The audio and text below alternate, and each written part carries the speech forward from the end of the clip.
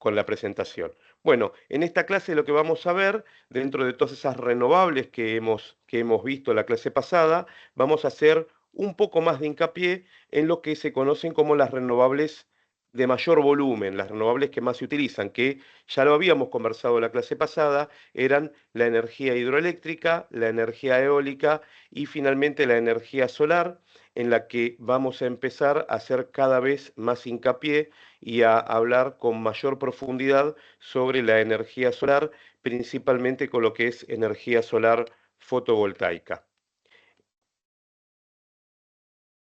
Vamos a hablar entonces de la energía hidroeléctrica. La energía hidroeléctrica es aquella energía eléctrica que se genera por las centrales hidroeléctricas. Creo que todos ustedes habrán visto en algún momento una central hidroeléctrica. La mayoría de las centrales hidroeléctricas cuentan con un embalse, una presa, y dentro de la presa está la sala de máquinas, donde hay una turbina que genera un movimiento, ese movimiento se comunica a un alternador y eso es lo que genera la electricidad, la energía eléctrica. Dentro de las centrales hidroeléctricas, la gran mayoría de las centrales que ustedes van a ver a lo largo del territorio son las centrales de gran potencia, que son aquellas centrales que producen mucha electricidad, las cuales se utilizan generalmente para distribuir energía para consumo, ya sea consumo doméstico, industrial o lo que se requiera. Estas centrales se categorizan por tener una potencia que comienzan desde 1 megawatt de potencia. Ahora, hay otras centrales que también las vamos a ver en esta clase un poquitito más adelante, que son las mini centrales hidroeléctricas, que son más chicas, y después están las microcentrales hidroeléctricas, que son las más pequeñas. Las mini centrales hidroeléctricas muchas veces no se utilizan para distribución, sino que se utilizan para consumo de algunas industrias o de algunos campos pueden ser, y las microcentrales hidroeléctricas ya sí en su gran mayoría son para autoconsumo, es decir, que el dueño de la central utiliza y genera esa energía para consumirla. De acuerdo a la definición que habíamos visto en la primera clase, las energías renovables convencionales son abarcadas solo por las grandes centrales hidroeléctricas que se utilizan para distribución, mientras que las mini centrales hidroeléctricas y las microcentrales hidroeléctricas se consideran como energía renovable no convencional. El formato de la mayoría de las centrales hidroeléctricas es un formato que se repite en casi todas las variantes, que es, de alguna manera, ocupar el curso natural de agua pluvial, es decir, de un río, poner una barrera, a esa barrera generalmente la llamamos presa, ¿sí?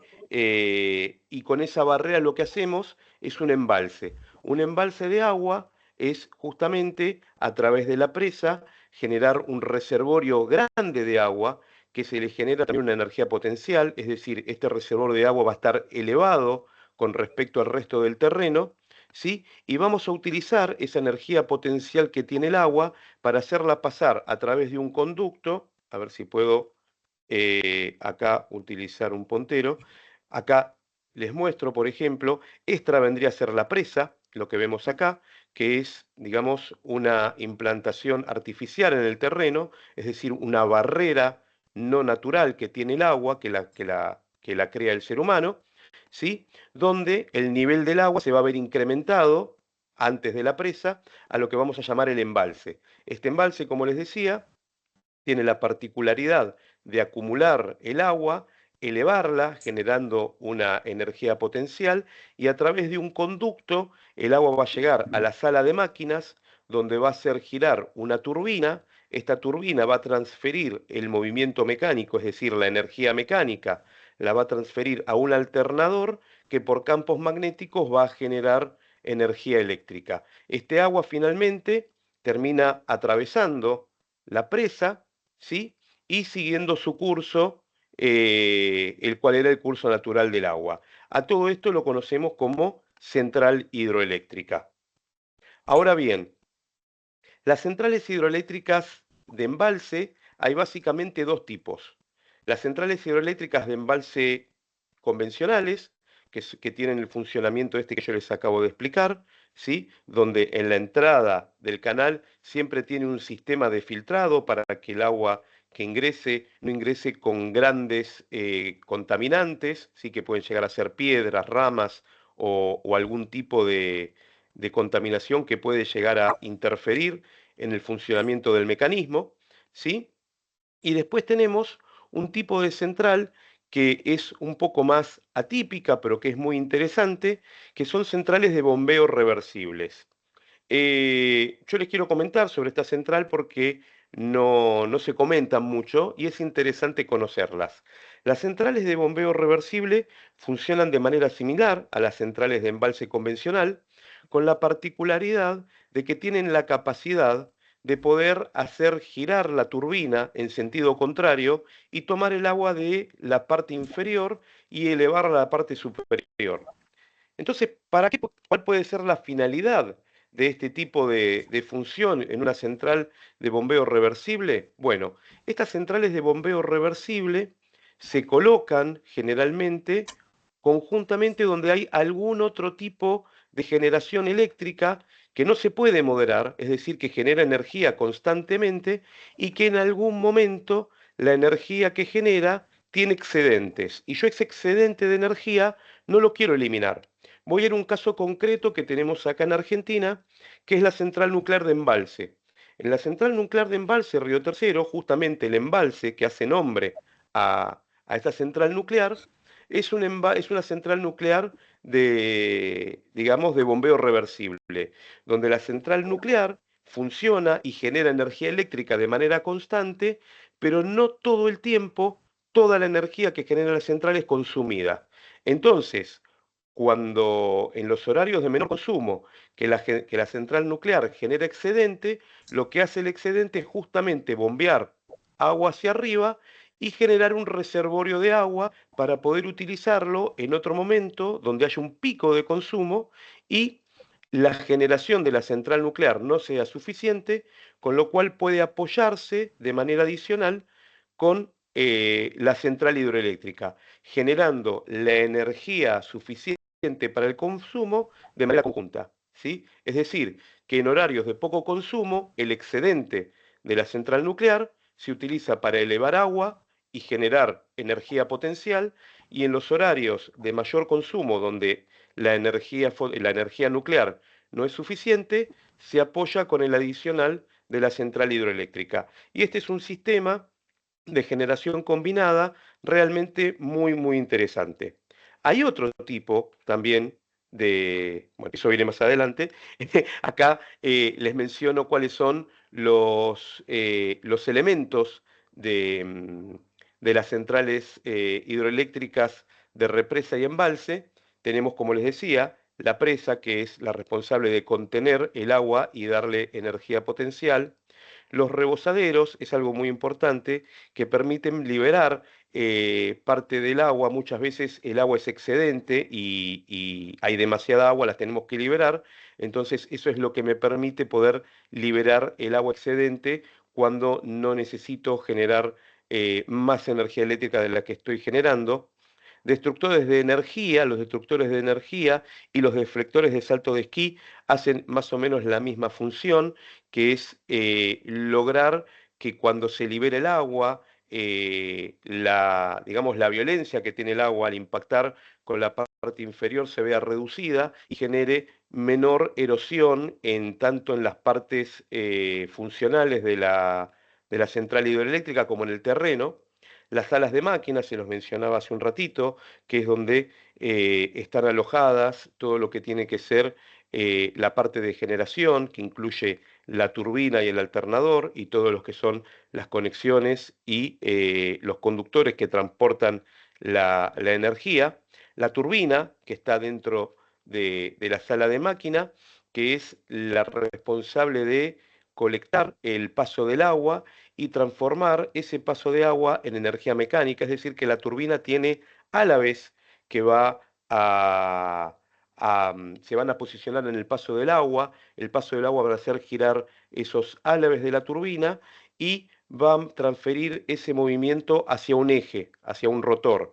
Ese eje va a estar conectado al alternador, que es el responsable de, a través de campos magnéticos, de generar la energía eléctrica. Recuerdo algo que hablamos la clase pasada, digamos, es común decir generar energía eléctrica, pero en realidad por un tema físico y termodinámico, sabemos que cada vez que hablamos de generar energía eléctrica estamos convirtiendo otro tipo de energía en energía eléctrica. Como habíamos visto en la clase pasada y como todos sabemos, la energía no se genera ni se destruye, solo se convierte. Entonces, para resumir un poquitito esto, lo que hacemos es interrumpir el paso del agua, hacer que el agua tenga una energía potencial mucho mayor a la que tenía de manera natural, genera un reservorio, esa energía potencial del agua la convertimos primero en energía mecánica y esa energía mecánica la convertimos después en energía eléctrica.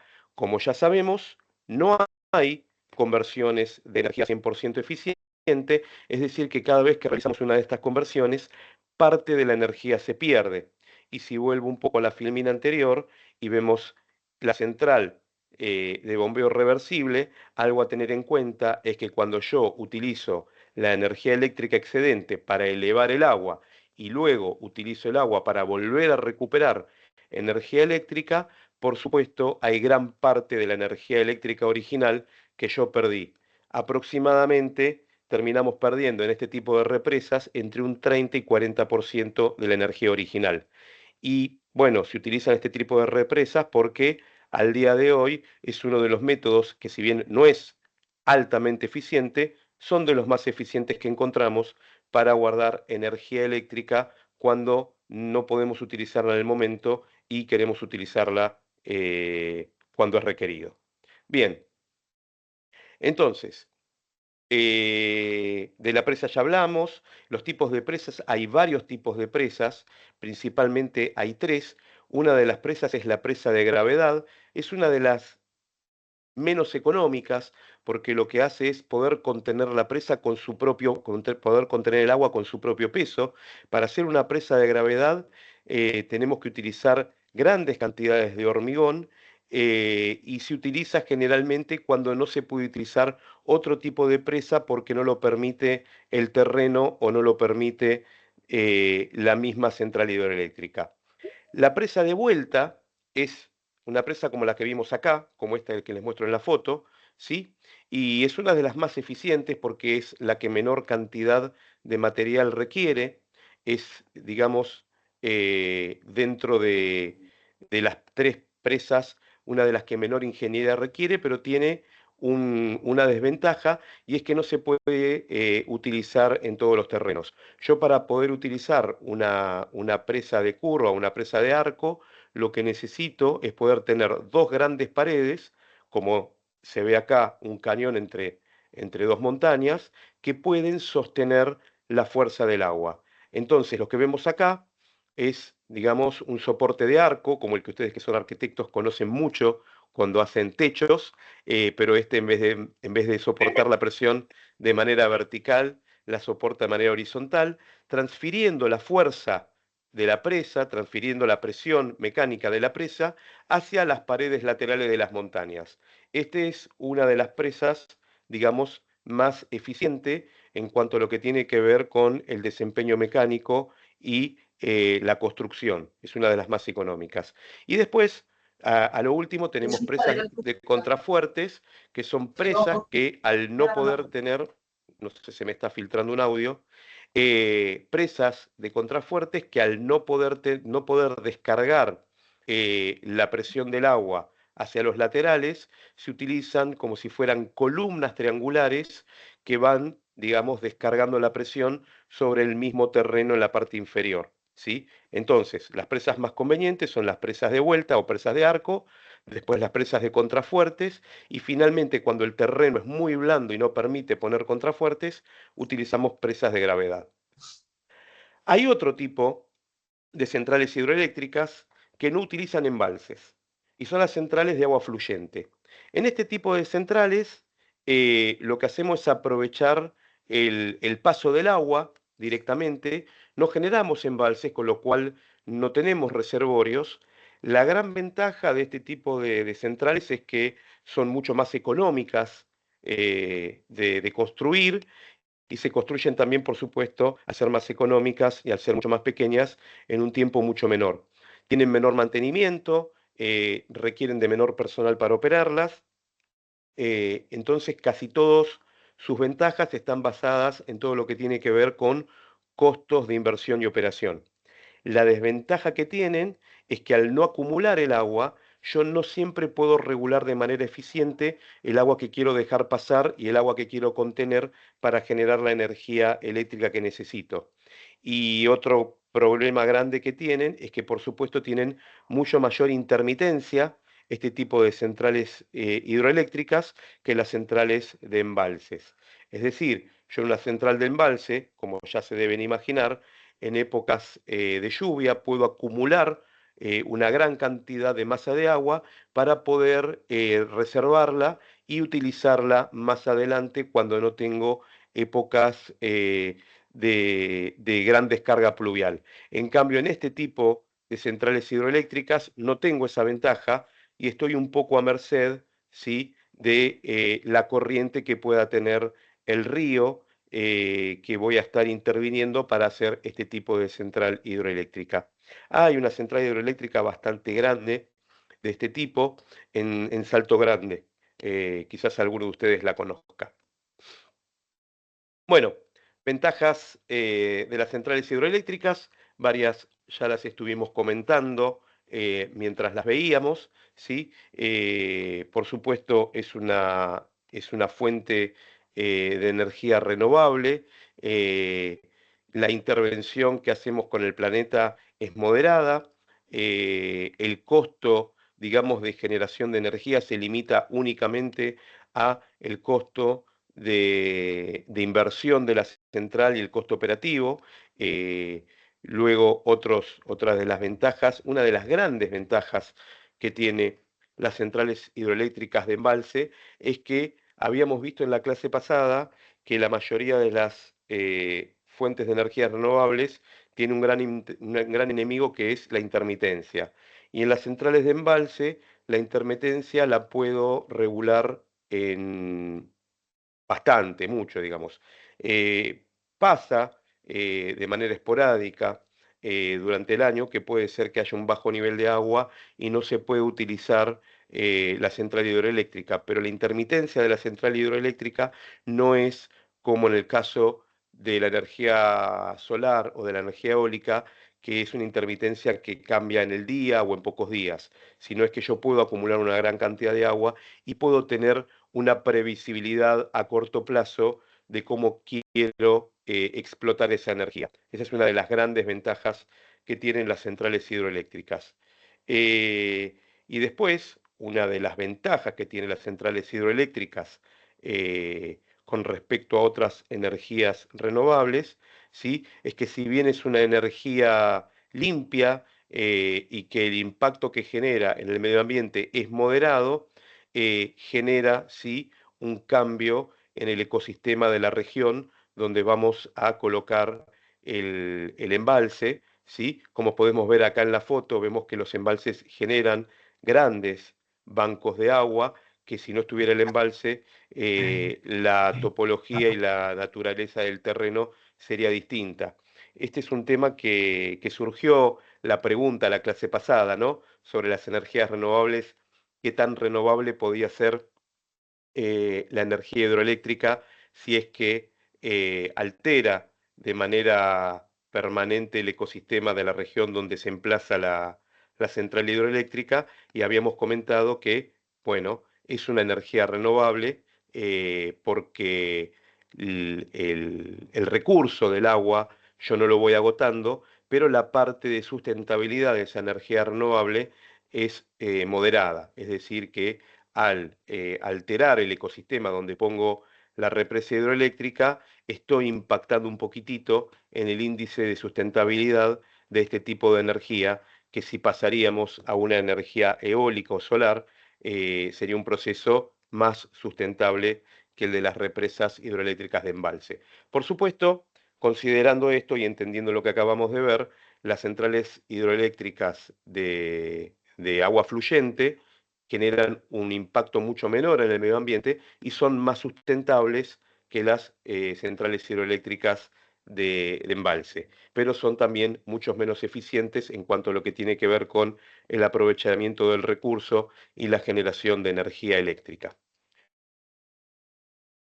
Hasta acá todo lo que hablamos son grandes centrales hidroeléctricas, es decir, esas centrales que están consideradas como energía renovable convencional y que sirven para generación de energía para suministro de distribución de energía. A eso me quería referir. Pero habíamos dicho que además de las grandes centrales hidroeléctricas, tenemos mini centrales, microcentrales y en algunos casos hasta picocentrales hidroeléctricas. ¿Sí? Acá podemos ver que las centrales, el tamaño de la central, la clasificación, tiene una relación directa con la potencia de energía que la central es capaz de generar. Como habíamos visto hacia algunas pantallas atrás, las centrales nucleares que tienen 1 megavatio en adelante son las grandes centrales y tenemos mini centrales, son las que tienen desde 100 kilovatios hasta 1000 kilovatios, que es 1 megavatio, justamente. Después tenemos microcentrales, que ya son las que tienen desde 5 kilovatios hasta 100 kilovatios, para que ustedes se den una idea, ¿sí? Y entren en dimensión de qué tan grande puede llegar a ser una de estas centrales, la potencia que nos da las compañías eléctricas cuando nos vinculan a nosotros como usuarios domiciliarios es de 10 kilovatios, con lo cual hay microcentrales que arrancan desde la mitad de potencia que tiene la conexión domiciliaria eh, de una casa en la ciudad. Y después tenemos picos centrales hidroeléctricas que son incluso más chicas, que son inferiores a 5 kilovatios, pero ellas son centrales muy, muy poco populares, muy, muy raro de ver, con lo cual casi no vamos a hablar de ellas en este momento. Bueno, ventajas de las mini centrales hidroeléctricas, similar a las grandes, no necesitan ningún tipo de combustible, utilizan también la fuerza del agua, que es un recurso renovable, no contaminan al medio ambiente y este tipo de centrales hidroeléctricas pequeñas, al no tener embalses, ya las vamos a ver, tampoco modifican mucho el ecosistema donde las vamos a alojar, ¿sí? Normalmente, como dice, su trabajo es continuo, pero tienen intermitencia. Voy a tratar de aprovechar siempre un curso de agua que tenga la mayor continuidad posible, ¿sí? Y lo que hacen es justamente generar energía eléctrica para todo tipo de uso en donde las tengo emplazadas. Por supuesto, eh, creo que acá todavía no lo comenté, pero una de las cosas que es requerida, vamos a ver acá, es que yo tengo que tener un curso de agua natural, ¿sí? Que casi siempre es un curso de agua pluvial, es decir, un río, un arroyo, un canal de agua, ¿sí? Que con las precipitaciones genera esta caída de agua y, como siempre les digo, voy a aprovechar esa energía potencial que tiene el agua para poder transformarla a energía eléctrica. Acá vemos un pequeño diagrama de cómo puede ser una mini central hidroeléctrica, donde acá voy a tener la bocatoma o la captación de agua. La bocatoma viene a ser algo parecido a una pequeña presa, ¿sí? Solo que yo no genero un embalse, sino lo que hago es darle en este punto al agua un punto de acumulación donde voy a aprovechar mejor su energía potencial. Y lo que voy a hacer, a diferencia de las grandes centrales hidroeléctricas, no la voy a emplazar en el curso natural del río, sino que voy a desviar parte de ese agua, no voy a aprovechar todo el agua, sino es que voy a desviar parte del agua a través de canales o conductos y lo voy a desviar hacia una sala de máquinas similar a las grandes centrales hidroeléctricas, donde también voy a tener una pequeña turbina y un pequeño alternador que es el que me va a generar la energía eléctrica. Es decir, estas mini centrales hidroeléctricas son prácticamente una copia en miniatura de las grandes, con la única diferencia que en vez de emplazarlas en el curso natural del agua, voy a desviar parte del agua y hacer pasar ese agua por un canal o por algún sistema de tuberías. ¿sí? Bueno, hasta ahí todo lo que tiene que ver con centrales hidroeléctricas y ahora vamos a pasar a lo que tiene que ver con energía eólica. Esto un poquitito ya lo habíamos visto en la clase pasada, ¿sí? La energía eólica es la energía que utiliza la corriente del viento, que en este caso es energía cinética, porque el viento es una, digamos, una masa de materia que tiene velocidad y utilizamos esa captación de energía cinética para hacer mover de alguna manera algún tipo de mecanismo, como el que vemos, por ejemplo, acá en la foto, que es un aerogenerador de eje horizontal, en el cual las aspas o los álabes de la turbina captan esa energía cinética, la transforman en energía mecánica y de la misma manera que la turbina hidroeléctrica, este rotor o este eje que genera está vinculado a un alternador que es el que produce, el que transforma la energía mecánica en energía eléctrica. ¿Sí? Con estos aerogeneradores, ¿sí? Que son hoy en día los más eficientes para generar energía a gran escala, utilizando el recurso eólico, vamos a emplazarlos en terrenos disponibles en forma de matriz para poder generar un parque eólico que de la misma manera que una central hidroeléctrica va a generar energía eléctrica en grandes cantidades para poder distribuirla. Vamos a ver cómo está compuesto el aerogenerador. Acá vamos a hablar de los más comunes, como el que vimos en la foto, que son los aerogeneradores de eje horizontal. También vamos a ver ahora en un ratito otro tipo de aerogeneradores de eje vertical que se utilizan generalmente para generaciones mucho más reducidas. Bien, entonces, el aerogenerador, como habíamos dicho, es un aparato que utiliza la acción del viento para transformar la energía eléctrica. Los componentes son, la góndola es la carcasa, donde va a estar todo el mecanismo del aerogenerador, que está atrás de las aspas, que son las que captan el viento.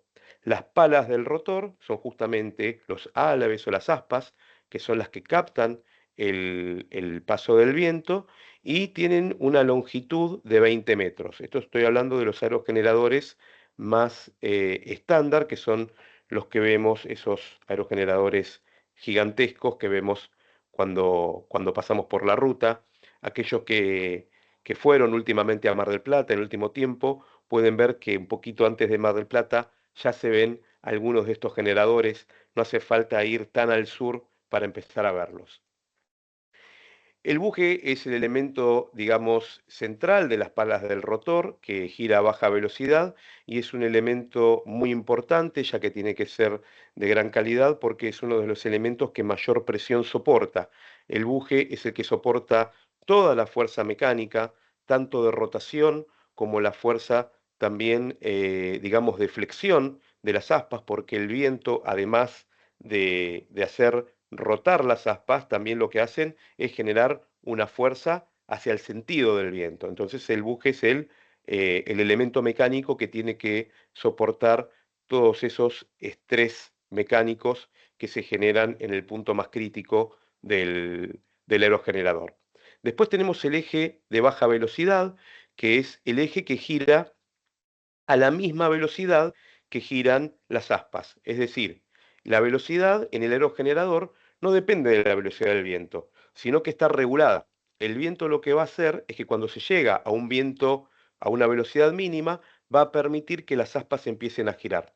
Y las aspas van a girar a unas 30 revoluciones por minuto, es decir, que van a dar 30 vueltas por minuto, ¿sí? Van a dar una vuelta cada 2 segundos. Y ese eje está conectado mecánicamente directo a las aspas y va a girar a esa velocidad.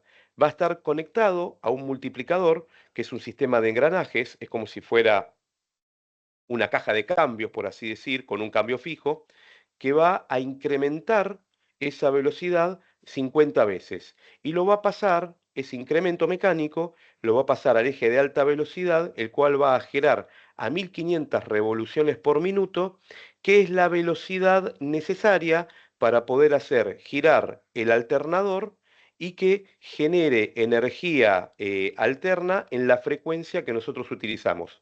Aquellos que entienden un poquitito más de electricidad van a entender que esta velocidad de 1500 revoluciones por minuto está directamente vinculada a la frecuencia de 50 Hz que tiene la corriente alterna.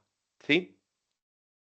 Dentro de la góndola, ¿sí? Que es esta caja que tenemos en el aerogenerador, ¿sí? Vamos a encontrar el generador eléctrico o el alternador, como yo les comentaba, ¿sí? Que pueden tener potencias de entre 300 kilowatts y 750 kilowatts. Tenemos el controlador electrónico, que es todo un sistema de automatización, que lo que hace es justamente regular la orientación y la velocidad del aerogenerador para que no se pase de vueltas, por así decir, y no interfiera con la frecuencia de la energía eléctrica que genera. Tenemos una unidad de refrigeración porque todos estos mecanismos generan fricciones y generan calor, es parte también de la transformación de la energía y esto que yo les voy a insistir mucho, que los mecanismos no son 100% eficientes, entonces todo ese calor que se genera, para el cual necesitamos una unidad de refrigeración para que no sobrecaliente, es parte de la energía que se pierde. Bueno, uno de los elementos más importantes del aerogenerador es la torre. La torre justamente es el mástil que en el caso de los generadores, y que es una de las desventajas que tienen, requiere de una gran obra civil, porque al tener la altura que tienen, que en muchos casos superan los 30-35 metros hasta la góndola, ¿sí? El momento que sienten en la base de la torre es muy grande, porque fíjense que el viento en su paso va a empujar al aerogenerador hacia la dirección del viento y la torre es la que está encargada, ¿sí? De soportar esa fuerza que genera el viento para que el aerogenerador no fracase. El mayor punto de estrés, como ustedes conocen, ¿sí? Es en la base de la torre, donde hay que hacer una gran obra civil para que pueda soportar las fuerzas mecánicas que se transmiten a través del viento. Justamente por esto, no todos los tipos de terrenos son los más convenientes para poner aerogeneradores y muchas veces cuando tomamos la decisión de poner un parque de aerogeneradores, lo primero que tenemos que hacer, y una de las cosas más importantes, es el estudio del terreno, para ver que el sustrato, el terreno donde vamos a alojar las torres, tenga una resistencia aceptable. Mecanismo de orientación. Bueno, el mecanismo de orientación está encargado de direccionar el eje del aerogenerador en la dirección que más le conviene para aprovechar el paso del viento. Es decir, que las aspas o los álabes del aerogenerador queden, digamos, transversales al paso del viento para que se pueda aprovechar este recurso de la manera más eficiente. Y por último tenemos un anemómetro y un panel de comando que lo que hace es justamente captar la fuerza del viento. Es como, es como si tuviéramos acá arriba una pequeña estación meteorológica que le agrega inteligencia a estos tipos de generadores para poder utilizar el ángulo y captar el viento de la manera más eficiente. Un ejemplo que hacen estos generadores es que cuando hay una gran corriente de viento y ese viento es demasiado fuerte, en vez de poner las aspas completamente transversales al viento, las giran un poco para que la energía del viento, que es excesiva, se transmita de manera parcial y que no le genere ningún daño. Y muchas veces, cuando ya el viento es demasiado elevado, el generador pone las aspas, digamos, de manera paralela al viento para que las aspas no giren y no se pueda llegar a generar un daño en el mecanismo o en la estructura del aerogenerador. Bueno, tipos de aerogeneradores. Habíamos el aerogenerador que les vine mostrando y es el más utilizado, es el generador de eje horizontal, como varias veces ya se los mencioné. Pero también tenemos otros tipos de generadores menos convencionales que probablemente en algún momento hayan visto, y son los generadores de eje vertical. Los generadores de eje vertical se utilizan generalmente en zonas donde hay mucho viento o donde yo no quiero poner tanta tecnología para poder controlar el viento, que no me terminen dañando el generador de eje horizontal. Entonces estos generadores es como más todoterreno, por así decirlos.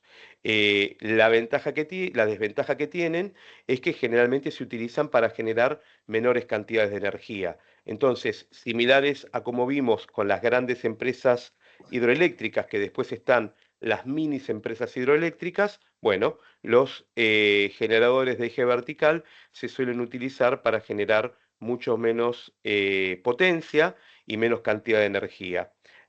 Bueno, la ventaja que tiene es que cualquiera lo puede poner en su casa, por ejemplo, y generar energía distribuida. Es decir, yo puedo generar con estos tipos de generadores de manera muy sencilla energía eléctrica a través del recurso eólico y poder aprovecharla. Dentro de los generadores de eje vertical, algunos de los más populares son el conocido como Darreus, que es este que vemos acá, que tiene como dos álabes, ¿sí? En forma de parábolas. Después tenemos este que es el Panémonas, que tienen, en vez de álabes, tienen como unas palas, ¿sí? Que lo que hacen es captar el viento en su paso.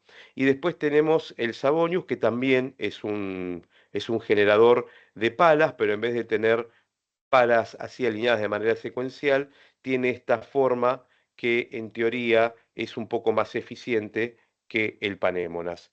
Y son utilizados generalmente, como les digo, para generar poca potencia. A modo de ejemplificador, aquellos que circulen en algún momento por el camino de Buen Aire, por la autopista, van a ver que hay desplegado, ahora no recuerdo bien, pero es en algún tramo de la autopista, hay desplegado una matriz de paneles solares bastante grandes, y si ustedes prestan atención, arriba donde termina la matriz de paneles solares que están inclinados, van a ver varios generadores Savonius puestos arriba de los paneles solares a modo de un sistema combinado entre fotovoltaico y eólico. Bien, bueno, de los generadores de eje horizontal, ya les hice una gran introducción, ¿sí? También se los denomina como HAWS, ¿sí? Es Horizontal Axis Wind Transformer, ¿sí? Son las siglas en inglés. Eh, el aerogenerador de eje horizontal, que es el que vamos a ver generando la mayor cantidad de energía eléctrica por recurso eólico, va a necesitar unas velocidades mínimo de 3 metros sobre segundos, ¿sí? Y máximo de 25 metros sobre segundos para funcionar. Cuando ya excede esta velocidad, el aerogenerador lo que va a hacer es, como les digo, es rotar su góndola para poner los álabes o las palas de costado para no dañarse, ¿sí? Y bueno, como les dije, el viento hace girar eh, las aspas del generador, transmite el movimiento y a través de un alternador genera la corriente eléctrica. Acá podemos ver lo que yo les estaba mencionando, donde tenemos las aspas, el buje que les comentaba, ¿sí? En el buje está vinculado el eje de baja velocidad, acá podemos ver a modo gráfico. ¿Sí? Acá tenemos, digamos, el mecanismo multiplicador, el eje de alta velocidad y el generador de energía eléctrica. Tenemos también, por supuesto, la unidad de refrigeración, el controlador electrónico, que es el encargado de toda la inteligencia de este mecanismo, y el anemómetro con la veleta, que es el responsable de relevar la velocidad del viento y proteger y hacer actuar al mecanismo electrónico para proteger al generador en caso de que el viento sea excesivo. Generación distribuida, de esto vamos a hablar bastante, ¿sí? De la misma manera, que teníamos las mini centrales hidroeléctricas, las mini presas hidroeléctricas que se utilizan para generación distribuida, porque esas mini centrales hidroeléctricas yo no las uso generalmente para distribuir energía, sino que para utilizarla donde la estoy generando. Los pequeños generadores eh, eólicos, los aerogeneradores, los pequeños, se utilizan para generación distribuida también. Podemos ver incluso en la ciudad ya hay en algunos edificios, generadores eólicos, ya sean de eje vertical como algunos de eje horizontal también, que tienen 5 kilowatts, he visto de 5, de 8, de 10 kilowatts, he visto, que se utilizan para generar energía eléctrica para autoconsumo. Una de las grandes ventajas de poder utilizar aerogeneradores para generación distribuida es que puedo utilizarlos en combinación con paneles solares. Entonces, me adelanto un poquitito, pero recuerdo que esta pregunta había surgido la clase pasada, cuando yo armo sistemas combinados de generación distribuida que tienen recursos fotovoltaicos, es decir, de paneles solares, y recursos eólicos, lo que logro es disminuir un poquitito ese gran enemigo que tienen las energías renovables, que es la intermitencia, ¿sí? Porque muchas veces se puede dar que cuando no tengo el recurso solar, sí tengo el recurso eólico y tengo energía eléctrica, y cuando no tengo el recurso eólico, tengo el recurso solar y tengo energía eléctrica. Lo que hago es bajar la intermitencia en mi generación eléctrica de manera distribuida, ¿sí? Y ahora pasamos, sí, a energía solar, ¿sí? En energía solar, de esto vamos a hablar bastante. eh, bueno, acá tengo una filmina donde a mí no me gusta leer puntualmente lo que escribo, pero lo que les comento es hago una breve introducción de qué es el recurso solar. Es el mismo Sol, ¿sí? Que como sabemos es una estrella y funciona como si fuera, yo acá pongo, funciona como un reactor nuclear, porque lo que sucede en el Sol es justamente la transformación de los átomos. Los átomos, yo les había comentado en la clase pasada que los átomos en su energía atómica era como pequeños resortes contenidos por una cápsula, que cuando la cápsula se rompe, ese resorte se libera y libera energía. Bueno, en el Sol esto está pasando constantemente. Es tan alta la temperatura y es tan alta la gravedad también del Sol, es decir, es tan grande la fuerza de compresión que ejerce el Sol sobre sus átomos y la temperatura, que lo que termina generando son fisiones de átomos y una gran energía nuclear. Esa energía nuclear libera grandes energías térmicas y grandes energías en formas de fotones, luz, que viajan a través del espacio y llegan al planeta Tierra. Cuando esa energía llega al planeta Tierra, llega en dos formas: en forma de calor, ¿sí? Por energía eh, radiada, electromagnética, y llega también en forma de luz, en formato de fotones, que también es otro tipo de onda de energía.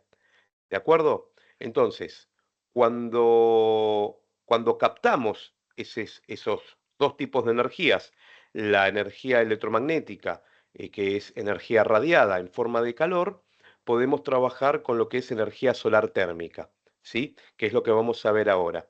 La energía solar térmica, básicamente, es esto que le estoy comentando, es captar uno de los dos tipos de energías que nos provee el Sol, que es calor, y utilizar ese tipo de calor para convertirlo en otros tipos de energía o algún tipo de trabajo, como lo hemos visto la clase pasada.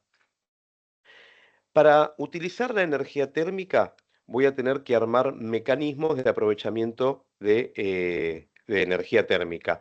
Uno de los mecanismos que hablamos la clase pasada y que la mayoría de ustedes debe conocer son esos termotanques solares, ¿sí? Que utilizan el calor del sol para calentar el agua y tenerla en un reservorio y después utilizar ese agua caliente como agua caliente sanitaria. Bueno, yo ahora les voy a comentar los, los componentes que tiene un sistema básico de energía solar térmico, que no necesariamente tiene que ser un termotanque solar, pero es uno de los mecanismos, es uno digamos, de los aparatos de energía solar térmica que la mayoría de nosotros conocemos. Otros sistemas que utilizan energía solar térmica son sistemas de refrigeración, perdón, sistemas de calefacción, ya sea para ambientes o para piscinas, que funcionan de una manera similar. Lo primero que tienen que tener estos sistemas es un elemento de captación. El elemento de captación es lo que yo voy a utilizar para captar el calor del sol. En el caso de los termotanques solares, son esos tubos de vidrio que captan el calor del sol y que tienen una cámara de vacío para no perder la temperatura que conservan en su interior. Después tienen que tener un sistema de intercambio, ¿sí? Es decir, ese calor que yo capté en el sistema de captación lo tengo que transferir hacia un sistema de acumulación. El sistema de acumulación es donde yo voy a guardar esa energía que voy colectando del sol. En el caso de los termotanques solares, es justamente el tanque de agua. Es decir, yo voy a ir captando el calor del sol, voy a ir calentando parte del agua, el agua caliente a través del sistema de intercambio, la voy a ir acumulando en el tanque y así voy a seguir calentando agua hasta llegar a la temperatura deseada. Si yo no llego a la temperatura deseada, voy a necesitar un sistema de apoyo, que lo comentamos en una de las preguntas que surgieron la clase pasada. ¿Qué pasa cuando yo no tengo suficiente sol porque tengo días nublados o porque estoy en un lugar donde es realmente muy frío y el calor del sol no me es suficiente para calentar el agua a la temperatura que yo quiero lograr? Bueno, estos sistemas muchas veces requieren de sistemas de apoyo que generalmente son con energías diferentes, como puede ser energía eléctrica, donde una resistencia termina de calentar el agua a la temperatura deseada. Es decir, supongamos que yo quiero tener el agua a una temperatura de 45 grados, que es una temperatura agradable para poder darme una ducha, pero con el sol solo logro llegar a 35 grados. Bueno, voy a tener que complementar esos últimos 10 grados que me faltan con energía eléctrica, ¿sí? Para el sistema de apoyo voy a necesitar un sistema de regulación y control, que va a ser el sistema que va a relevar si el agua caliente es suficiente y si no es suficiente va a hacer actuar el sistema de apoyo, ¿sí? Esto generalmente está compuesto por un termostato, ¿sí? Y un mecanismo automático eléctrico que lo que hace es activar la resistencia, ¿de acuerdo? Voy a hacer un breve comentario que en este tipo de termotanques solares, quizás muchos de ustedes ya lo sepan, pero el sistema de regulación y control no debe ser solamente para regular que la temperatura del agua sea lo suficientemente caliente. También, en muchos casos, especialmente los días de verano, el calor del sol no solo logra calentar el agua a una temperatura agradable, sino que se pasa, ¿sí? Hay termotanques solares que, digamos, que terminan logrando el punto de ebullición del agua, ¿sí? Es decir, el agua llega a hervir adentro del reservorio. Y eso es un peligro, porque si yo uso el agua caliente como agua caliente sanitaria y yo abro la canilla y me quiero lavar las manos o me quiero bañar y ese agua sale a una temperatura muy elevada, me termina generando un daño, me termina quemando. Entonces, dentro de lo que es la parte de regulación y control, también hay un mecanismo que se llama válvula termoestática, se me fue, creo que es válvula termostática, que lo que hace es justamente verificar si el agua es demasiado caliente y si detecta que el agua es demasiado caliente, la mezcla con agua fría para lograr una temperatura de máxima. Es decir, yo podría regular la válvula termostática a una temperatura máxima de 55 grados y el apoyo, el sistema de apoyo, a una temperatura mínima de 45 grados.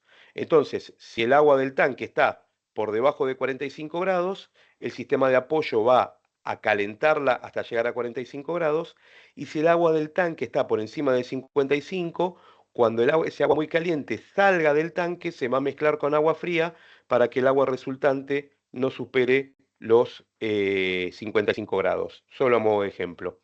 Y bueno, y finalmente tenemos sí un sistema de transporte que va a ser el que me va a trasladar el agua caliente que va a estar en el elemento de acumulación hacia el punto donde yo la tenga que utilizar, que ya puede ser para agua caliente sanitaria una pileta, una canilla, o para climatización, radiadores dentro de la casa o justamente algún tipo de elemento de climatización en una piscina.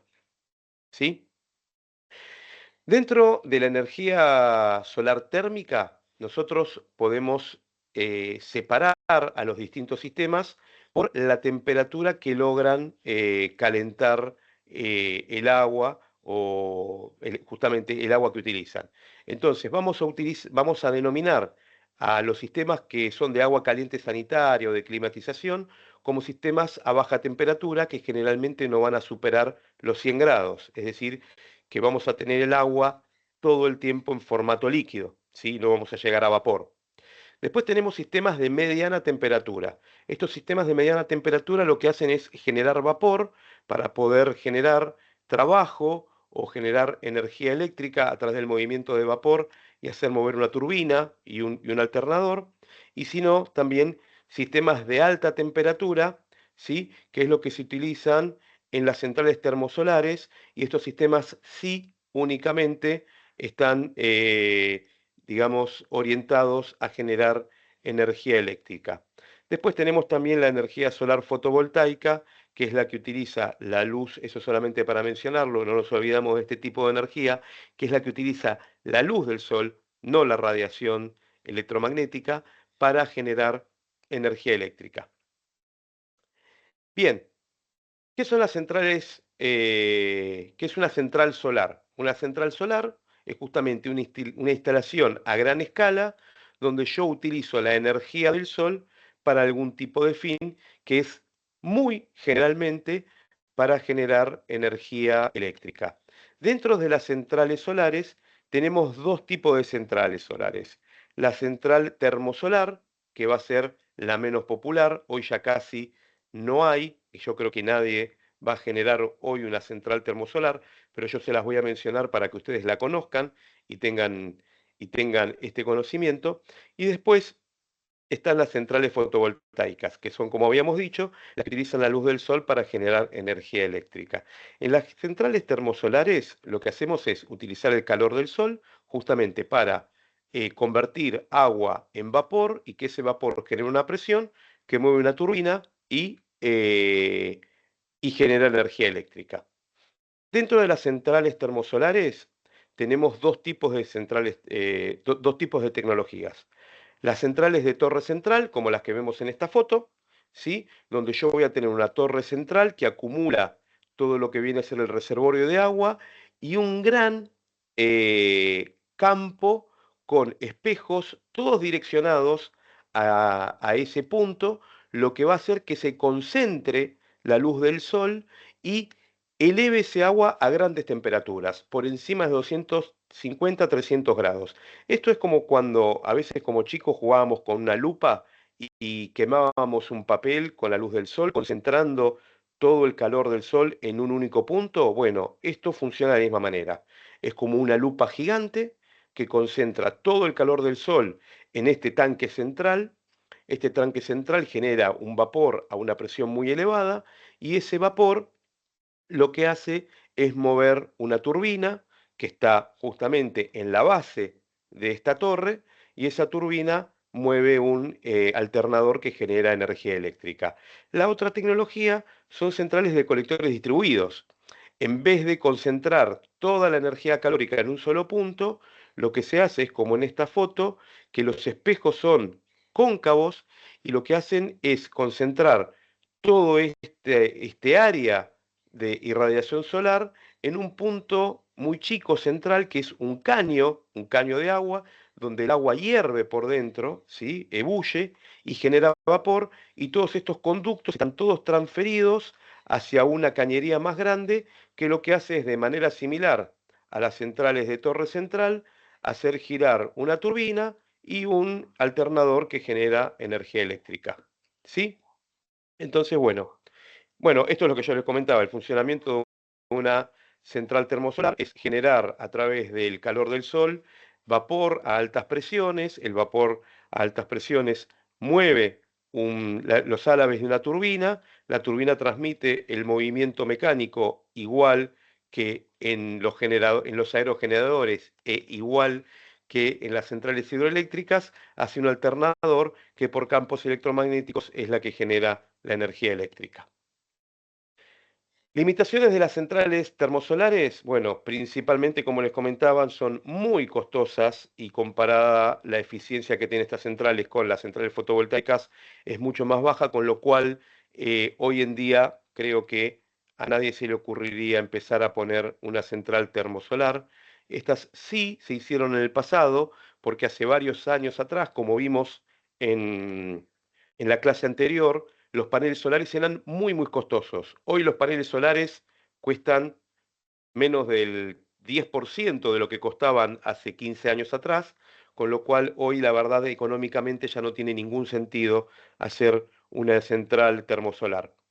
Por supuesto, tiene también desventajas tecnológicas, todos los mecanismos que llevan las centrales termosolares, los conductos para pasar el vapor a altas presiones, las turbinas, los alternadores, generan mucho mantenimiento y bueno, tienen la estacionalidad, que esta es una desventaja que también comparte con las centrales fotovoltaicas, porque las centrales fotovoltaicas también tienen estacionalidad, lo mismo que hablamos con intermitencia, ¿no? Es decir, primero que son intermitentes en el día, yo de día tengo sol y de noche no lo tengo, y después tiene también intermitencia durante el año. En verano, en los meses de verano, yo tengo mucha más abundancia de recursos que en los meses de invierno. Parques fotovoltaicos.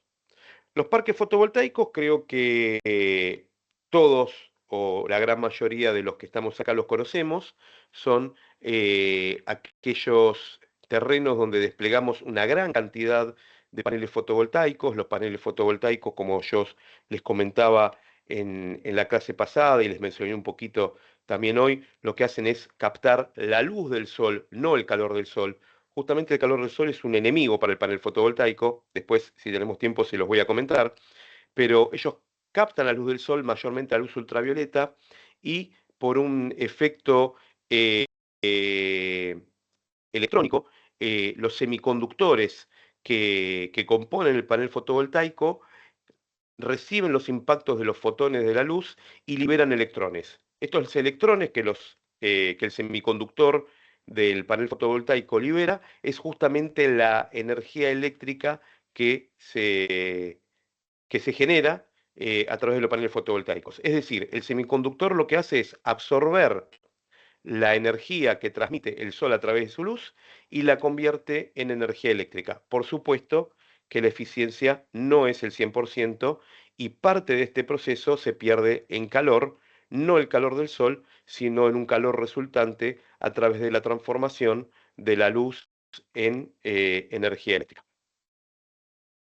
Limitaciones de los parques fotovoltaicos. Bueno, una de las limitaciones es que la eficiencia de los paneles fotovoltaicos, como les comentaba recién, todavía es muy baja. Los paneles fotovoltaicos más eficientes que tenemos hoy llegan a lograr un 25, 26, 27% de eficiencia. Es decir, que de toda la luz del sol que yo podría transformar en energía eléctrica, más del 70% yo no la puedo aprovechar. ¿Por qué? Porque tenemos una limitación tecnológica que todavía no sabemos cómo hacerlo, básicamente por eso. Y después tenemos este tema que también habíamos comentado en la clase pasada, que también los parques solares generan un impacto sobre el medio ambiente, ya que requieren muchas veces de desmalezar un terreno, muchas veces también requieren de afectar ese terreno, porque uno de los requerimientos que tienen los parques fotovoltaicos comparados con otras tecnologías y una de las desventajas es que de todas las energías renovables, bueno, habría que considerar también las hidroeléctricas de embalse, quizás esas también les pelean mucho, pero requieren una gran cantidad de terreno disponible. Y yo utilizo ese terreno, ¿sí? Para los paneles fotovoltaicos. A diferencia de los parques eólicos, donde yo, si bien necesito una gran cantidad de terreno, la mayor cantidad de terreno donde yo estoy emplazando los aerogeneradores, me queda disponible para poder hacer otro uso. En cambio, en los parques fotovoltaicos, la mayor cantidad del terreno que yo utilizo queda de uso exclusivo para el parque fotovoltaico y altero también de alguna manera, en mucho menor medida que en las presas hidroeléctricas, pero también altero un poco la topología del terreno y el ecosistema del terreno cuando empiezo a poner paneles solares y capto la luz del sol y no la dejo pasar hacia el terreno, con lo cual no le estoy dando a la vegetación del terreno el recurso del sol que necesita también para existir, ¿no? Bien, generación distribuida. Generación distribuida también por energía fotovoltaica. Esto que yo les comentaba que iba a hacer mucho hincapié, algo que hablamos la clase pasada y que también les hice mención, tanto en la parte de generación por presas hidroeléctricas como por parte de los recursos eólicos. La mejor manera que yo puedo aprovechar la energía que yo genero es consumiéndola en el mismo lugar donde la genero. ¿Por qué? Voy a repetir lo que charlamos la clase pasada, después de la clase, porque yo me ahorro, por un lado, la pérdida de energía que tengo cuando transporto la energía. Entonces, si yo la genero en el lugar donde, si yo la consumo en el lugar donde la genero, me estoy ahorrando parte de la pérdida y eso es mayor eficiencia en el momento de la gestión de energía. Otra de las grandes ventajas que tengo cuando consumo energía por generación distribuida, es que yo no necesito tanta infraestructura. Cuando yo genero la energía en un punto y la consumo en otro, yo necesito poder generar la infraestructura necesaria para movilizar la energía. Esos son obras civiles, canalizaciones, conductores, mantenimiento de esa red eléctrica, porque muchas veces pensamos solamente en la inversión de generar la infraestructura, pero no siempre tenemos en cuenta los elevados costos de mantenimiento de la red eléctrica, ¿sí? Que eso ya de por sí también encarece el uso de la energía, porque cuando yo voy a consumir energía, no solamente tengo que pagar la generación de la energía, sino también lo que las compañías eléctricas llaman el flete, el transporte de la energía, y que ahí está envuelto dentro de ese flete, ese transporte, todo lo que tiene que ver con inversión en infraestructura, mantenimiento y operaciones de la red eléctrica. Si yo consumo energía en el mismo lugar donde la genero, no requiero de esa infraestructura de red eléctrica y me estoy, de alguna manera, evitando esos costos, siendo más eficiente en el momento del consumo. Para enumerar algunas ventajas que yo les comenté, que yo les escribí acá en la presentación, que por supuesto las voy a compartir, todas esas presentaciones las voy a compartir con ustedes. Bueno, reduce la dependencia de la red eléctrica centralizada, esto que veníamos comentando, ¿sí? Que de alguna manera alivio la sobrecarga de la red eléctrica porque parte de la energía que yo consumo la genero, entonces no consumo toda la energía de la red eléctrica. Disminuye la pérdida en la transmisión de energía, esto que les comentaba. Es una fuente renovable, limpia y silenciosa. Bueno, esto en energía solar, algo que no comentamos en energía eólica, que una de las contaminaciones que tiene son contaminaciones sonoras. El aspa ese cada vez que gira, si uno se acerca, genera un zumbido y si ponemos aerogeneradores relativamente grandes en las ciudades a las noches termina siendo molesto. Puede generar ahorro económicos a largo plazo y otorgar independencia energética. Esto de la independencia energética, yo está puesto acá, pero no coincido tanto. Sí podemos tener sistemas con baterías que pueden generar independencia de la red eléctrica, pero la independencia de la red eléctrica, donde yo tengo red eléctrica, nunca termina siendo económicamente conveniente. Pero bueno, eh, tiene la capacidad de generar independencia energética, aunque en la gran mayoría de los casos no conviene a nivel económico. Y bueno, favorece la diversificación de la matriz energética, es decir, que mientras más recursos renovables tengamos, mayor vamos a poder pelear contra la intermitencia de la energía eléctrica renovable. Desventajas, bueno, por supuesto, como toda nueva instalación requiere de una inversión inicial en equipos e instalación, tiene de vuelta este gran enemigo que tenemos en las energías renovables, ¿sí? Que es generación intermitente, depende de la radiación solar y las condiciones climáticas, y por supuesto esto que veníamos mencionando, que requiere de un espacio físico, ¿no? un espacio físico muchas veces para poner paneles solares. En las grandes ciudades, como Buenos Aires, muchas veces nos vamos a ver limitados en el espacio disponible que tenemos para poner paneles solares. Es algo que pasa justamente en zonas donde la mayor cantidad de viviendas son en formato de edificios.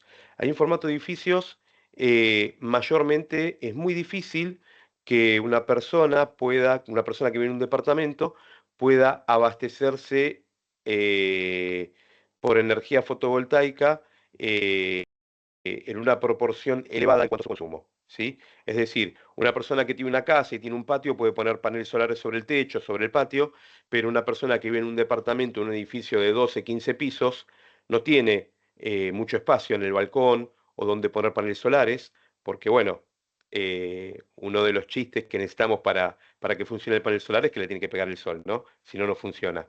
Eh, lo digo a modo de chiste, pero he visto termotanques solares que le han puesto techito para que las piedras no, para que el granizo no lo afecte. Así que bueno, no es algo que se ve muy seguido, pero cada tanto se ve. Así que bueno, volviendo un poquito al contenido, en zonas muy urbanas, un enemigo que tenemos para la energía fotovoltaica es la densidad en la población donde no nos permite tener mucha área disponible para aprovechar y poner paneles solares, ¿sí? Bien, algunas conclusiones que, que podemos sacar de esto que vimos hoy es que lo habíamos visto ya, las tres renovables principales son hidroeléctrica, eólica y solar. Las centrales hidroeléctricas pueden ser de agua fluyente, embalse o reversibles. Son esas tres tipos de grandes centrales hidroeléctricas y son la principal fuente de energías renovables en la Argentina. Para que ustedes se den una idea, yo se los comentaba en la clase pasada, eh, pero en Sudamérica y Argentina incluido, estamos bastante bien en comparación al resto del mundo en cuanto a la integración de energías renovables. Aproximadamente un 34% de la energía que se genera en Argentina es en base a energías renovables. De ese 34%, un 33% o alrededor de un 33% es por grandes centrales hidroeléctricas. Es decir, que las instalaciones que estamos haciendo de parques eólicos y de solares todavía no llegan al 2%, o quizás en el último tiempo quizás lo alcanzaron, pero no es mucho más que eso, y tenemos que seguir creciendo mucho en cuanto a instalaciones de parques eólicos y solares para poder compensar esta diversidad de generación. Lo ideal es tener una matriz de generación diversificada para poder combatir también con el problema de la estacionalidad y de la intermitencia. Acá en las conclusiones creo que no lo mencionaba, pero también se pueden utilizar pequeñas centrales hidroeléctricas para generación distribuida. En cuanto a la energía eólica, ya sabemos que transforma el viento en energía eléctrica por medio de las turbinas, de estos aerogeneradores, y son ideales para zonas de gran flujo de vientos como la Patagonia. Esto no lo mencioné hoy, pero recuerdo que lo mencioné en la clase pasada. Generalmente lo que vamos a hacer para elegir qué tipo de energía es renovable es más conveniente es analizar el recurso renovable que tengo.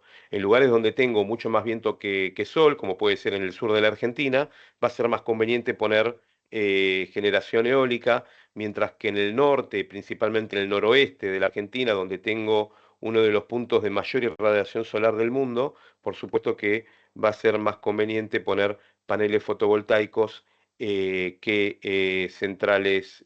parques eólicos.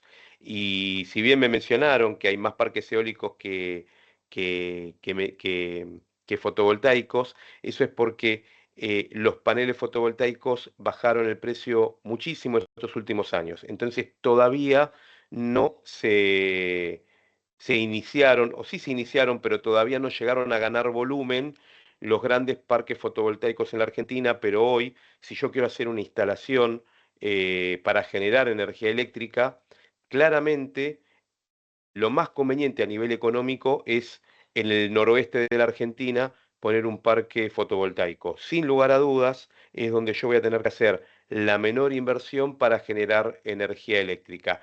Después, es cierto lo que han comentado algunos de los participantes, que después tengo que resolver el tema del transporte, ¿no? Porque también un tema caro es generar la energía en un punto y consumirla en otro.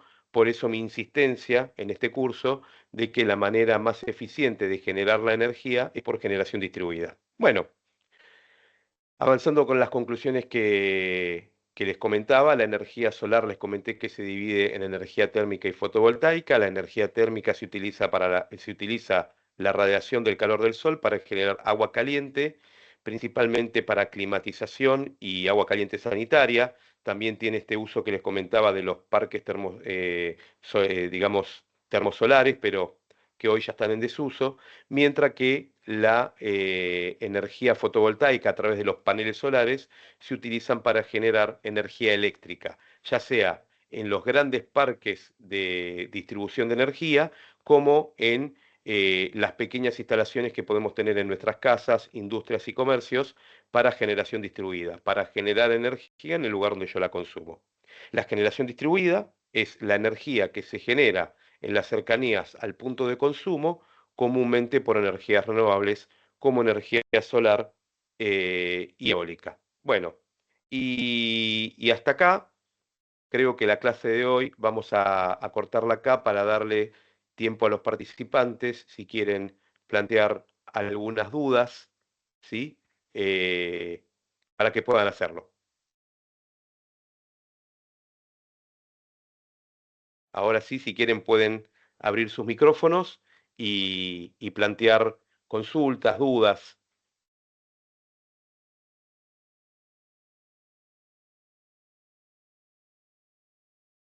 Estamos todos muy callados. Espero que me hayan escuchado, espero que no esté Ahí, hablado, ahí, que no haya ahí, ahí, hablado ahí, casi una hora y hay mano media y que no levantada. me haya escuchado nadie.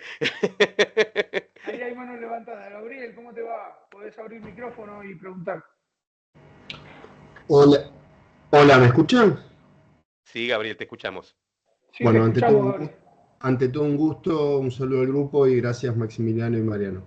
La pregunta muy breve, no en relación a tu presentación, la cual es más que interesante, sino al material que vos presentás. Ese material, más allá de que Mariano lo sube a un canal de YouTube, toda la clase, ¿hay posibilidad de tener acceso a un material en PDF o algo por el estilo? Sí, sí, por supuesto. Yo le voy a pasar a Mariano las presentaciones que yo les muestro, se las voy a pasar para que él las pueda publicar como por los canales que él tiene para publicarlas. Perfecto. Y te hago Perfecto, una perfecto. breve pregunta más, ¿puede ser? Sí, por Sí, supuesto. obvio, claro, Gabriel. Ante alguna, no es puntual sobre la presentación, sino sobre tus conocimientos, ¿hay alguna posibilidad de hacerte alguna interconsulta, por supuesto breve, muy a modo, muy por arriba de alguna temática, alguna vía, Instagram, no sé, algo que se te pueda contactar para interconsultarte profesionalmente algo? Sí, lo que necesiten. Yo voy a aprovechar y les voy a pasar mi correo en el chat. Creo que todos tienen acceso al chat. ¿Te parece bien, Sí. Mariano, que les pase mi correo y que ellos puedan consultarme eh, así de manera directa? No sé.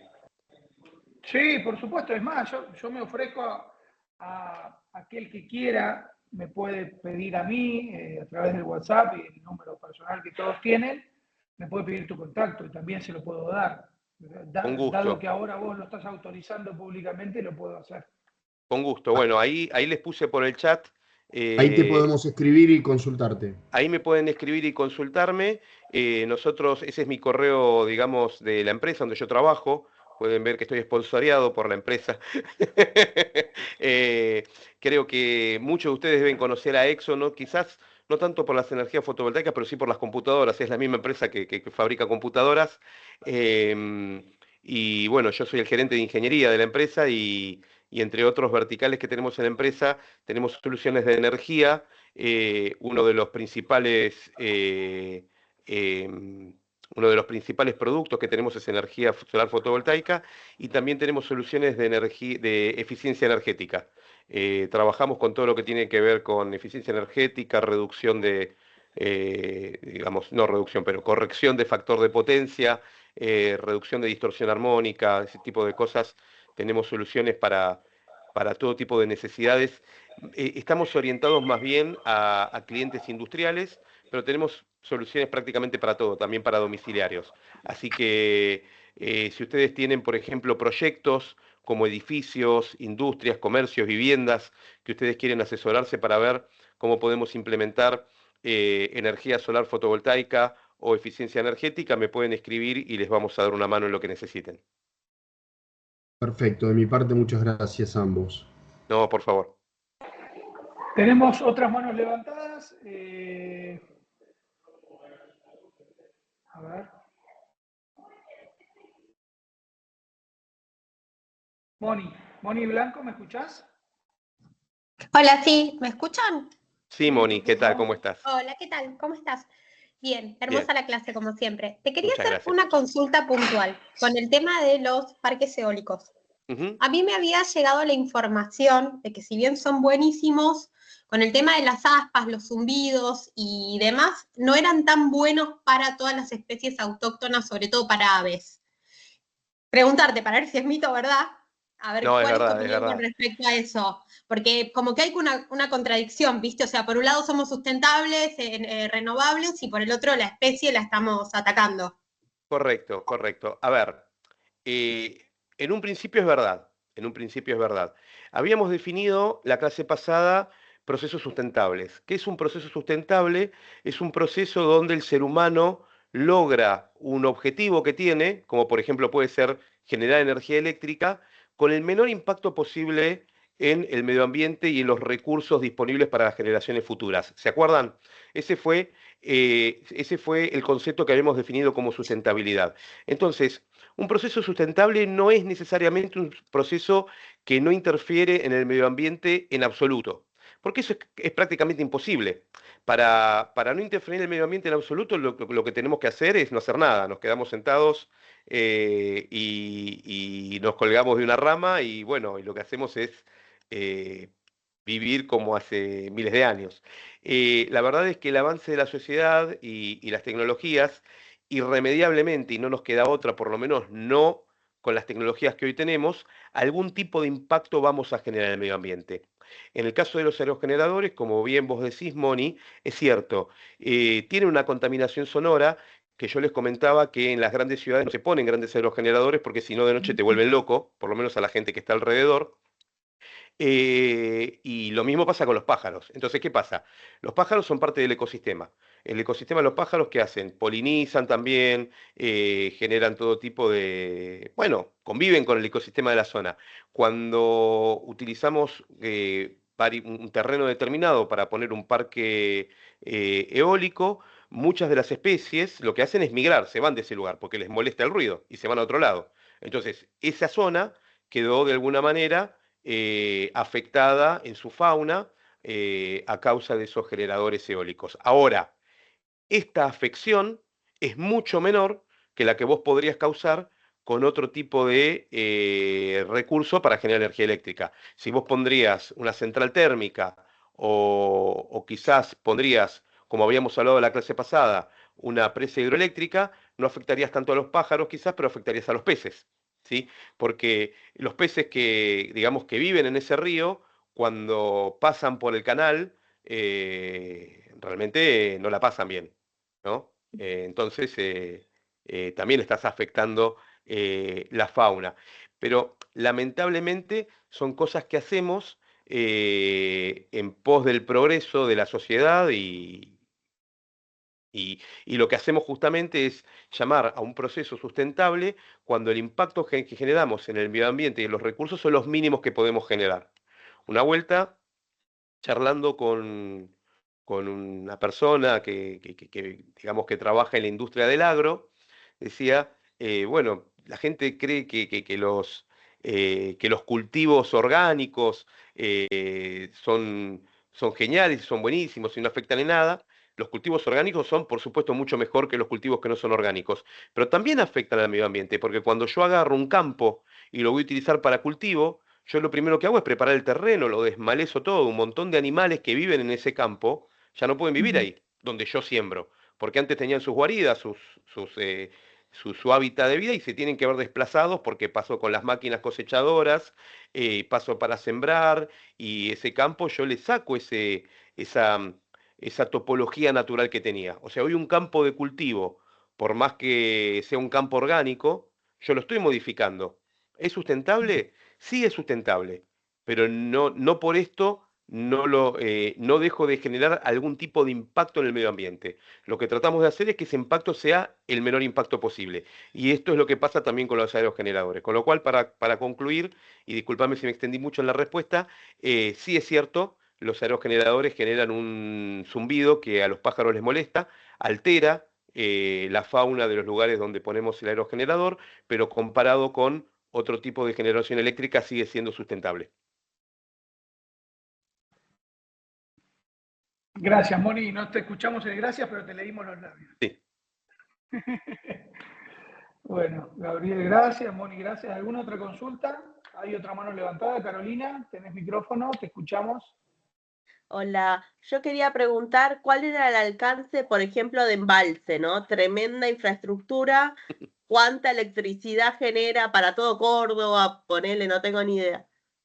Sí, mirá, ese dato exacto no lo tengo, pero lo que te puedo comentar sí es que donde más se van a aprovechar las centrales hidroeléctricas, como te decía, es en grandes ríos, las centrales, digamos, de agua fluyente, como tenemos, por ejemplo, la de Salto Grande, y después en las zonas, digamos, de elevaciones montañosas, como pueden ser las sierras y la cordillera, se utilizan las centrales de embalse. ¿Por qué? Porque es ahí donde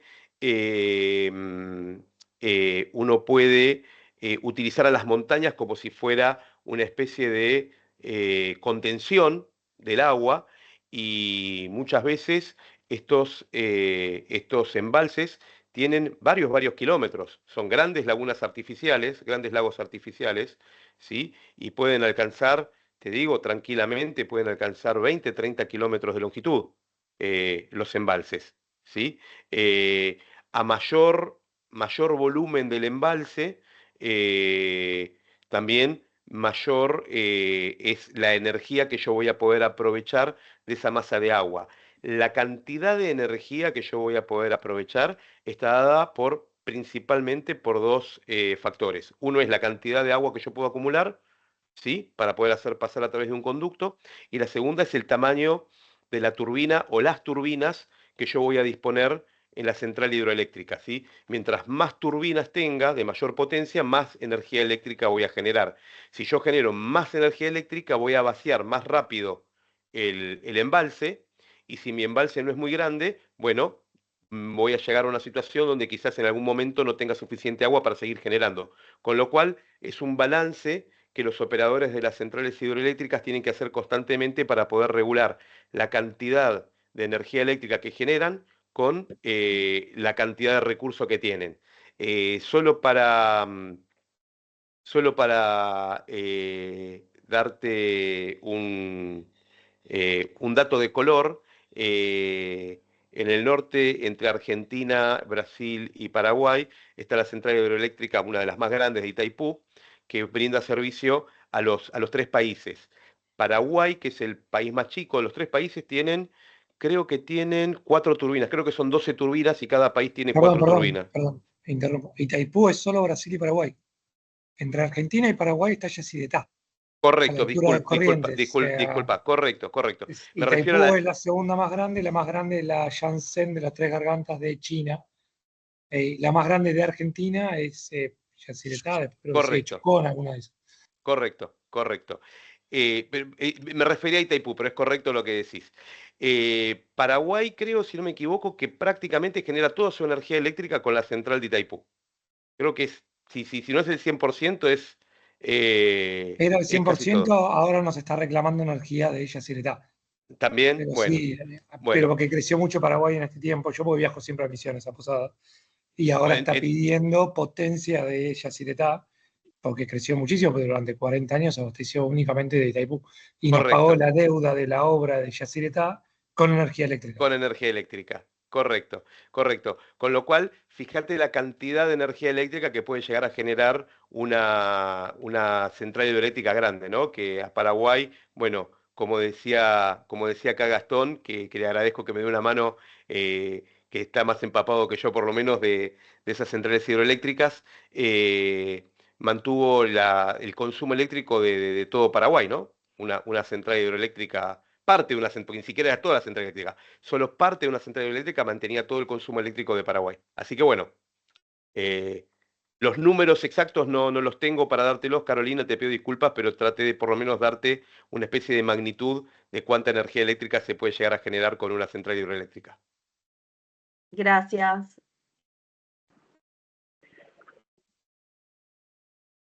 ¿Hay alguna otra consulta que tengan ganas de hacer? ¿Algún comentario? ¿Alguna cuestión?